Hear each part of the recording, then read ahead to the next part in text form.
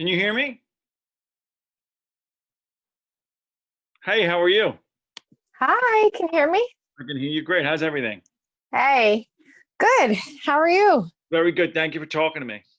Yeah, of course. Thanks for having me. Good. So where are you, what part of the world are you in?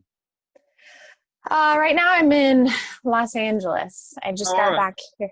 Yeah, I just got back last night from Hawaii for work for a while. So Oh, wow. How is, back home. how are things in Los Angeles and Hawaii in terms of this shutdown and stuff? Los Angeles is probably Uh pretty shut down, right? yeah, I mean everything's definitely shut down. But things are definitely picking up. So Hawaii, I worked for about a month, and Hawaii is very strict. When you get to Hawaii, you get your temperature checked. You have to get tested like the week before, you quarantine, and then once you get to Hawaii, you quarantine for 2 weeks in your hotel room. Wow. If you leave, you get a $5,000 fine, or you go to jail for a year. So it's very, very strict. Oh, It's wow. pretty crazy. Yeah. Well, very good. And All right. Well, welcome back to Los Angeles. So I'm on the opposite thank end of you. the continental You're U.S., you're but in New York, New York? I'm in New York City. Yeah, yeah. All right, and is it pretty dead there? It's dead. It's dead. I mean, I think it's quiet in terms of like infections and cases and stuff, but it's still overall very dead. So that's all right. We'll just ride Oh. it out. Yeah, Uh, exactly. Doing our so thing. thanks for talking to me. There's a lot I want to talk to you about, but it's a good time. We actually just released today our top five one-to-one fight scenes of the last 2 decades, so of the 21st century. And your Oh, fight with cool. Scott Adkins on in Accident Man was on that list of.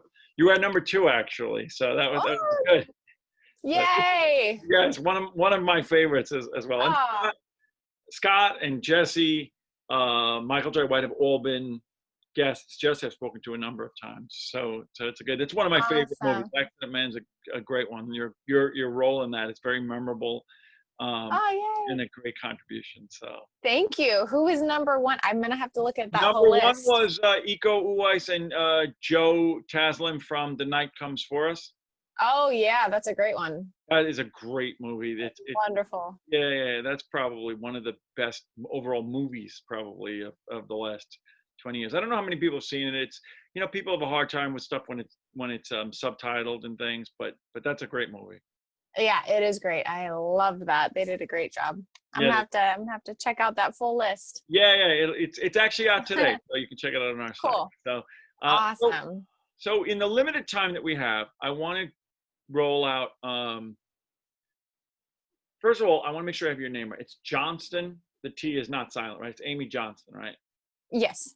So we're speaking with Amy Johnston, and you are an actress, you are a stunt person, you are a producer of content, you're an author of a great book, um, and you're a martial artist. You're a third degree martial artist, constantly training, constantly. So you have a lot to talk about. So let's talk a little bit. I always like to ask people how they got involved in the martial artists. I know that your dad, you're a second generation martial artist.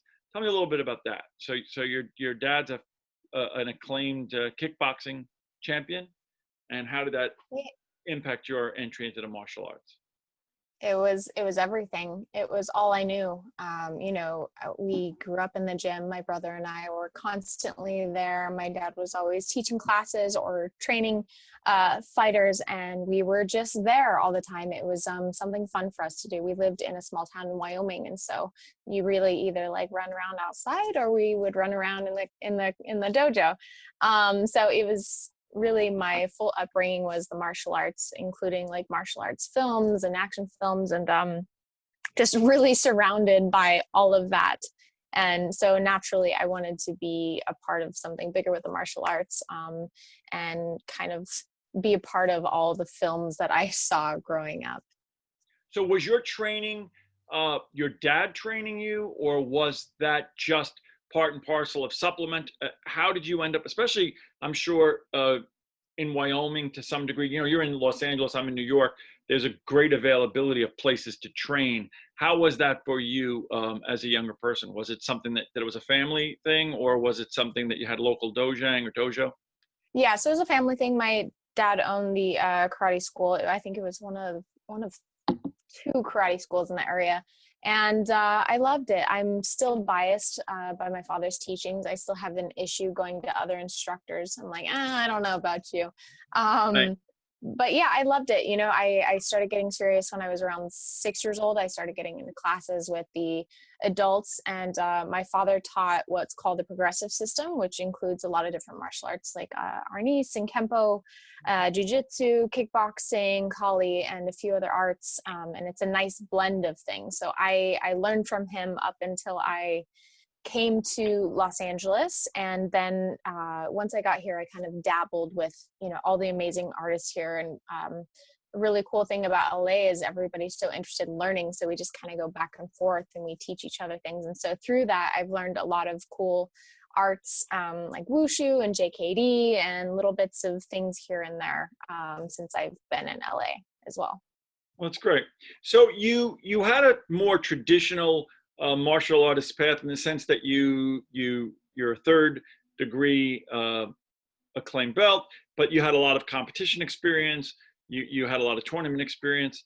During that time, before you made the transition into what it is that you do now, was the plan always to transition that, or was it something that happened? I always like to say when I talk to Chuck Norris, he tells a story of being a competitive kickboxer, and the movie producers tap him on the shoulder and go, "Hey, we'd really like you for, a film." But for other people, it's a little bit more deliberate. What was your passion, and how did you make your way into the entertainment side of the business?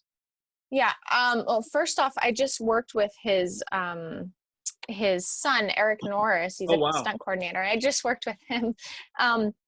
But it was very, very intentional. It was exactly what I wanted to do. I grew up watching those films, and, martial arts was something I put so many years into, and I was like, okay, what do I do with this? And I had a lot of other career options, but martial arts was still this thing I invested so much time in, and it was something I really loved. So I was like, how do I continue my learning, travel, meet different people, and maybe make money doing what I love? And really, there's only a few options. And my brother and I would always create fight scenes. My father loved the movie industry. He did a few things in the film industry and did commercials, and we all just loved the entertainment aspect of it. I grew up doing like dance and a little bit of theater, and I loved performing and singing, and really like action films were the only thing I wanted to do. And so I moved to Los Angeles for that reason. And it was a very long process for me to be able to gain any sort of success or work or survive on my own out here. But yeah, you keep going and you eventually get there. It just can take a long time, unfortunately. You find that as you get into it, that the world is not as large as you think, right? So as you start to become more involved in the things that you're doing, you end up. I find it here a lot too, in terms of when I trace the roots of the people that I speak to. There's, and then you go back and see what films they've done or what work they've done or who they've trained under. There's always this great, overlap. So Yes, I think, but it's a absolutely. matter of getting through that first big opportunity, right? Yeah, you gotta keep kicking doors down, and most of them come back up, but you just gotta keep kicking. And that works to my benefit now. But initially getting in, it's hard to break in and for people to trust you, because people want to work with friends and people they've worked with and trust. It's just getting over that hump is incredibly difficult. But once you're there, things move, and as long as you don't mess up, you should be able to keep riding that wave, the ups and downs of it. That's great. So let me ask you about, in terms of your the process for you. Have you found that in coming to doing particularly the stunt aspects of it, the stunt side of it, acting in that capacity, in the things that you've done, did you find coming into it that what was the aspect of your martial arts background that you found most helpful to you? Was it simply being in good shape? Was it the ability to fight? Was it the ability to react? What were the skills that you found were most helpful to you in that aspect of it, which I know can be grueling? Yeah, definitely being able to fight. That's my thing, especially when it comes to acting, but also definitely when it comes to stunts. I started becoming known as the girl who can fight well, and obviously there's a lot of transitions from real martial arts tactics and forms and structure, and translating that into film. It's very different, and I had to take some time and really adjust everything. And sometimes I still adjust things, but that's definitely been incredibly helpful for my career, and really the whole foundation of everything I'm doing. So I'm known as the woman who fights. That's good. That's great. That's a great place. And I think that, one of the things that I've talked to a lot of, I think Scott and Jesse and you all have a very similar mentality, in the sense that the idea has been to elevate the martial arts action film to a point where there's good storyline, where there's stuff that people aren't fast forwarding through the dialogue, right, to just get to the Yeah. fight. People actually are interested in the storylines, and that the fight scenes are, people's expectations are that you can't use shaky cam, and you can't use really really poor stunt doubling, that there has to be a certain amount of realism to, or a significant amount of realism, for people to stay engaged in martial arts and action content today.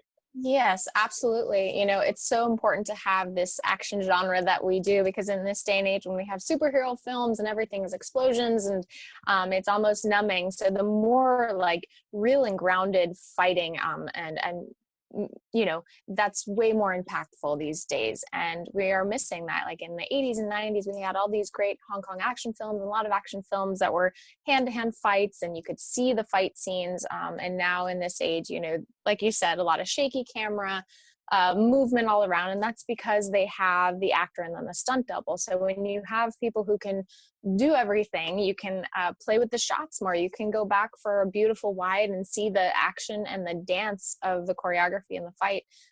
So yeah, it's such an important genre to keep alive, and so it's thankful to Scott and Jesse and Michael and all these people that continue these films, and we need more and more women as well. Yes, absolutely. So I know that you, in listening to your interview, that you're selective about the things that you work on, and I know that you have opportunities to do things that are in the stunt element of it, and then you've had other opportunities to do things in higher profile roles, like your role in Accident Man, and like your role in Lady Bloodfight. How does it for you, when it comes to, there are certain people who feel like, all right, I just want to work. I take everything that comes along, which I can understand that as well, figuring that if I'm doing enough work, A, it's paying the bills, and B, it will lead to something else. But I get the sense from listening to prior interviews with you that you're more selective in the choices that you make. So what is some of the process there? Is it a matter of the fact that it depends on the film, or would you rather be in front of the camera than behind the camera, or vice versa? Yes, good question. I mean, it's always weighing the ups and the downs, right? It's like, do I trust the people that I'm working with? Is this going to create any momentum for me in an area of which I don't have? Will this take me backwards? There's a lot of things that I think about, because I think, you're only as good as the last thing that you've done. And so throughout my years, I've been very, very specific about what I do. Now, as I get older, I kind of realize that maybe I shouldn't worry about that so much, and I should just allow myself the freedom to do what I want to do, as opposed to being so controlled over it. So I'm kind of at that position, because I've come to notice that, everything I do, every opportunity may lead to something else. Whether it was the worst experience in the world, I'm going to learn so much from that. Or, I met somebody that carries me into something else that I never expected. So now, as I get older, I'm a little bit more open about things that I do. But for a while there, I was very, very specific and only wanted to go up. But that's never possible. So I'm a little less controlled on that. Sure. Now, when I Yeah. spoke to Kung Lei, I don't know if you know him, and he's obviously a great UFC and mixed martial artist fighter, and then he made a transition into movies. And in talking to him, he had a very, I thought, a very grounded perspective in the fact that in selecting roles, the way he put it was, nobody wants to see Kung Lee in a rom-com, right? They want to see, they go to Right. see Kung Lee in, whether it be in as the good guy, the bad guy, the stunt guy, they go to see him in Right. action adventure. And his desire is not to, unless it was really, really the right role, to make that transition into something outside of the genres that he's comfortable. Are you in that same mindset? Um, you know, do you get opportunities? Do you seek opportunities to do, Yeah. "Hey, I want to do a non-action film. I'd like to do some romantic comedy or something of that nature," Yeah. or is that not in your desire? No, I would love to do a romantic comedy. And if there's action in there, great. If not, great. I am that's kind of where my whole controlled thing came from. I was trying to break out of the action world, but then I came to realize, why am I breaking out of something that I obviously am, like, let's stay in this, what I'm gaining success in and how I got here. Let's enjoy this. Let's do something with it. And, if nobody knows that I can act in a certain comedy, they won't know until I do it. So I'll just have to make it myself. But I'm very open to I love acting and I love playing with different characters and genres. So like, I'm all about it all. That's great. Now, what is your, sometimes we get too busy, obviously pandemic aside, right? Because the pandemic changed everything, but we get so busy sometimes as martial artists, and particularly in what you do. What is your situation in terms of your training regimen? Are you on a regular regimen of just trying to maintain your skill set? Do you constantly seek to learn new styles that aren't related to a particular role? What is your process in terms of that? I think that's something that people take for granted, that you're always going to be in shape, but no one's ever always in shape, right? And there's a lot of No. your roles are physically demanding.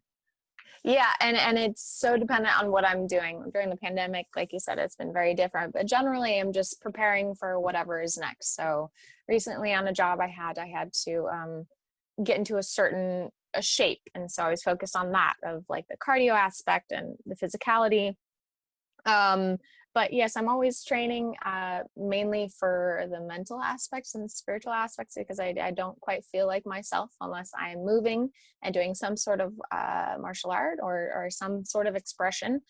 Recently, I've been studying penchaks a little bit. And then I really want to Beautiful. get That's a into, beautiful book. yeah, I love the art. And I learned a little bit with Chechep, who I worked with on The Gate. I don't know if you've seen that, but Sure. lovely human. And he was just like such a legend to me. And I fell in love with the art, obviously, after seeing it. But really being able to work with him on these movements, they felt so natural and nice and beautiful for camera. And then capoeira, I'm really interested in learning that, because I think it's a really cool, grounded art with a nice structure, and really builds a wonderful core for everything Sure. else. So I constantly need to learn, or else I get extremely bored. So I'm one of those people. That's great. Very, very interesting. So tell me about your book, because I think that's it's really interesting. I haven't had a chance to pick it up, but I was reading some of the reviews and reading about it. So that's a recent project, and you sort of took your what it is that you have great knowledge of, and you combined it with your networking and relationships, and you released a book. And the title of the book is, I don't want to mess it up, but tell me the title of the book. It's how It's to okay. It's okay. How to stunt in Hollywood.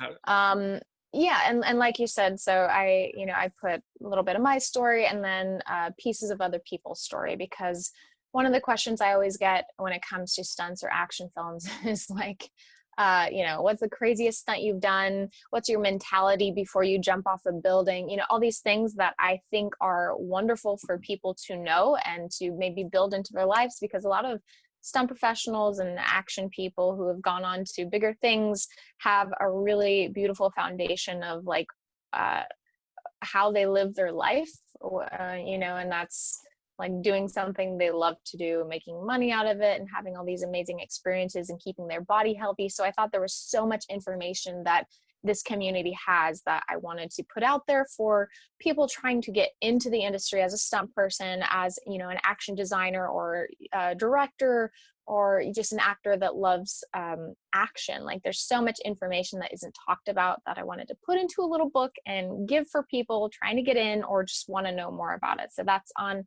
Amazon and anywhere you can get your audiobooks now. So in Oh, that's physical, great. ebook, Do you and do you audiobook. do you do the narration on the audio, or does somebody else? I do the narration for the parts that I'm speaking, and then Uh, I have 2 other artists as Oh, well. that's great.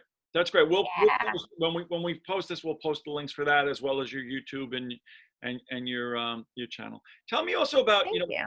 this is a foreign world to me, but it seems like a developing world for martial artists, which I spoke to Tekla Hutirova about, and I've spoken to some other people about the motion capture part of this and the video Yeah. game part, because I'm not really a big video game guy. But I've come to understand that I've spoken to so many people who, Francis Pineda also, who is runs the June Ree School in Arlington, he had done some, and it just seems like such an interesting way to combine a variety of skills and come together in what really is probably a much more people probably play video games than watch any of our movies or television or anything in the world, right? So you probably have a broader audience doing that. How did you get involved in that kind of a thing? And how does that compare to doing the other stuff? Yes, absolutely. And also, video games make more money than film. That's true. It's a huge, huge world. And honestly, it's might be my favorite days or when I'm working motion capture. And so I got into that through Stunts, I believe, or maybe a YouTube video. But I was brought in because somebody saw my reel. I was brought in to do a Blur trailer, which was a company that does trailers for video games. And then from there, I started meeting more people. They brought me in for more trailers like Star Wars and more games. And then I did some stunts, some stunt mocap on movies like Deadpool and Deadpool 2, and a few other things like that. And then from there, just kept, I got over that hump and I kept riding the wave of meeting people and different studios. And now I really work constantly in motion capture and I love it. And I'm getting into voice acting now too, because the world is just beautiful. There's less hierarchy. So as opposed to going on set and having this hierarchy where I have to talk to one person who then talks to the next person. And, it's very much that latter thing. In motion capture, there's less people on a set, but it's much more communal. Everybody's great. They just want to make something cool. We can bring ideas back and forth and try things and play.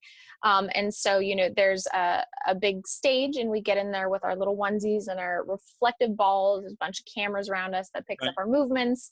Yeah. And so we just get to play all day and create movements and improv with our bodies and our voices. And it's like the funnest time ever. And I work with Tekla a lot too.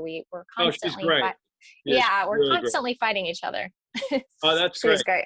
So Yeah. is that, unlike movies, obviously in movies you don't always know what the end content is going to be, but you have a certain framework because you're shooting numbers of scenes. So you don't always know how it's going to end up, but at least you understand. But when you do the motion capture, you're shooting much more broadly, right? Because you're shooting more moves and things. And as it relates to story or as it relates to how it's going to play out, you don't always know exactly what it's going to look like, right? Because it's so broad in terms of really just trying to capture the essence of your physicality and the movements and things like that, right?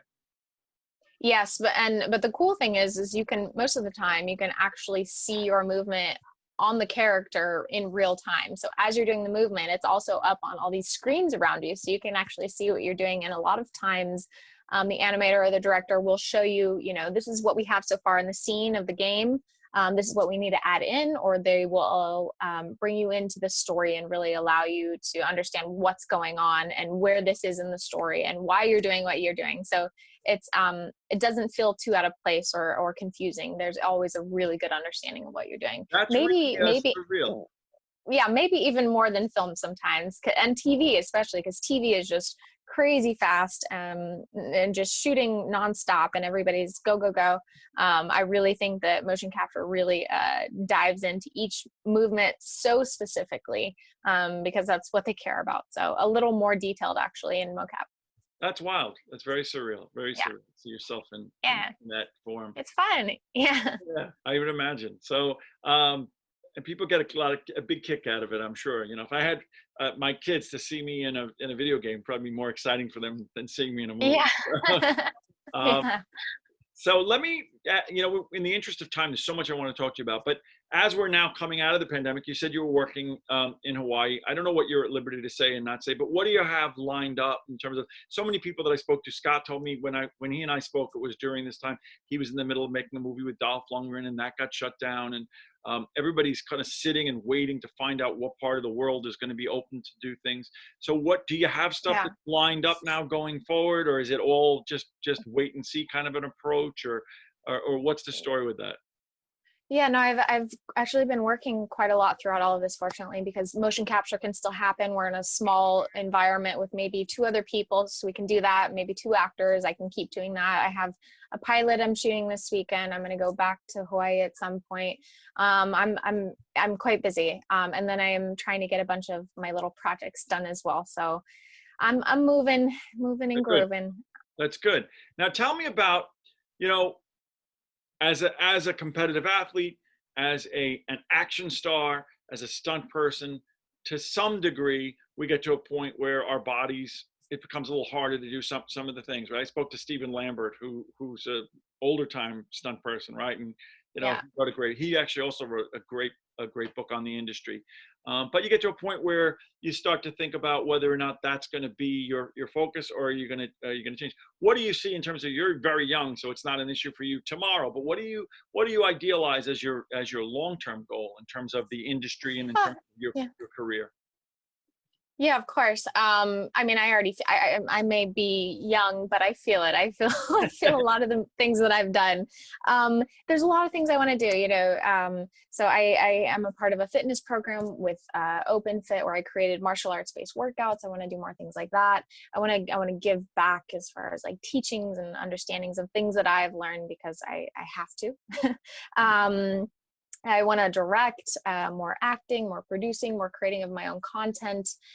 There's really so many things I would love to do. So I'll keep moving with my body as much as possible, for as long as possible, but also integrating all these other things that I love to do. That's great.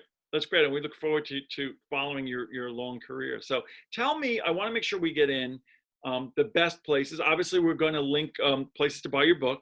We're going to list your website. What are the best places for people to follow your career and find out more about what you're doing in your content? What would be the good places Yeah. for people to look you up? Probably social media, Instagram, Amy E. Johnston, or Twitter, the same.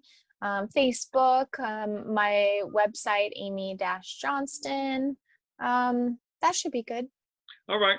Well, we're going to make sure to list all that. Oh, and I just, I had Mike Fury on the show, and Yeah. this is a great book. And of course, Amy's in this book, and this is a terrific book. I love this book. I love him. He's a great guy. But Yeah. this He's is wonderful. yeah, and the section featuring you in this book is terrific. It lists and you actually, right, you had a quite good scene with Fight with Zoe. yeah, that's Yeah. that's Yeah. awesome. When I was reviewing the scenes for one-on-one fight scenes, that was actually one of the ones that came up. So Nice. Yeah. She's great. Everybody loves Zoe, and it's a wonderful book. Highly recommend that. yes, yeah, written by a great guy. I really like Tim's Yeah. Tim's a guy who loves the both he's an action guy. He loves the action stuff. And So it comes through. It absolutely, does. absolutely. So Amy, I want to thank you for talking to us today. I really look forward to following. I love the stuff that you've done. I'm going to pick up a copy of your book. Like I said, the work that you've done.